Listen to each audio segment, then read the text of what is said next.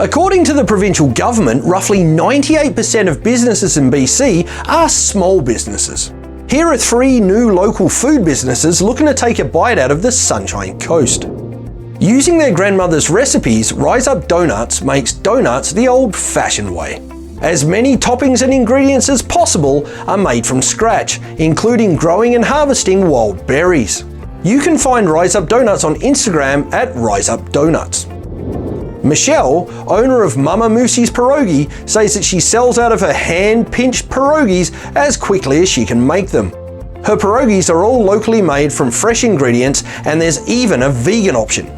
Follow her on Instagram at Mama Musey Pierogi. Coastal Cultures, owned by the legendary Paul Haldane, is a local nano business that wants to serve probiotic drinks and sauerkraut that are healthy, delicious, and awesome. Check it out at Coastal Cultures on Instagram. Owning your own business is incredibly challenging, but these entrepreneurs say that the Sunshine Coast lifestyle, sense of community, and beautiful natural surroundings are worth the effort.